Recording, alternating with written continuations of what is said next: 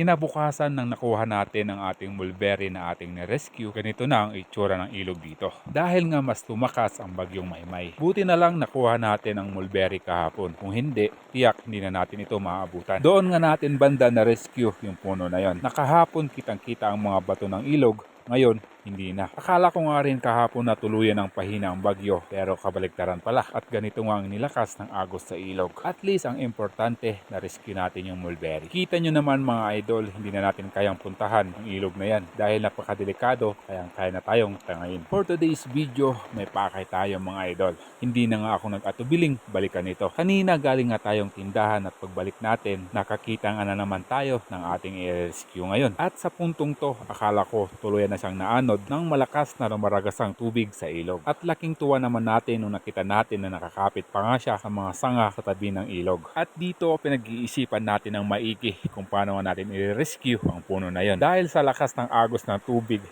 kaya tayong tangayin. At dito, nagdadalawang isip pa nga ako kung kukunin ko ba to o hindi na. Dahil nga sa lakas ng agos ng ilog. Naisip ko nga rin kung patilahin ko muna hanggang huminang ang agos bago natin tukunin. Kaso lalong ang lumalakas ang buhos ng ulan. Nangangamba rin tayo na kapag pinatagal pa natin ito, baka tuluyan na nga itong maanod kapag naabot pa ang mga sanga kung saan ito nakasabit. Kaya naman dito napag-isipan ko nang subukang kunin ang punong yan. May konting halong kaba na susuungin pero titibayan na lang natin ang ating loob. Palapit na nga ang agos ng tubig kung saan nga nakakapit sa mga sanga ang ating i-rescue. Na ilang minuto lang maaari na nga tumaas ang tubig para tuluyan na nga maagos ang ating i-rescue. Kaya naman dito nagmamadali na nga tayong iangat ang punong to para makuha na natin. Yung inaakala kong napakadali lang itong hilain, hindi ko nga inaasahan na ganun pala siya kabigat. Dahil nga sa lakas ng agos ng tubig, hinihila niya nga ito pababa. Buti na lang nga nagkataon na dito nga siya naisabit. At nakita nga natin ito para rescue. Mga ilang minutong paghihila sa wakas nakuha na natin tong puno na to. At sa kanyang dahon nakilala ko na nga siya kung anong ID ng punong to. Dahil meron nga rin tayong alaga ng ganitong klaseng puno. Hindi na nga rin ako nagtaka dahil mostly ang ganitong mga klaseng puno ay tumutubo nga sa mga tabi ng ilog. Kaya naman sigurado landslide ang dahilan nito at naagos nga ng rumaragas ang tubig sa ilog. Napaisip nga rin tayo baka may mga kasama pa to, hindi lang to iisa. Sa na-rescue nating puno na to, makikita natin dito na bali-bali na ang kanyang mga sanga at lupay na nga ang mga dahon nito. At sigurado kagabi lang ito naagos ng malakas na tubig. Gayon na nga rin sa kanyang mga sanga,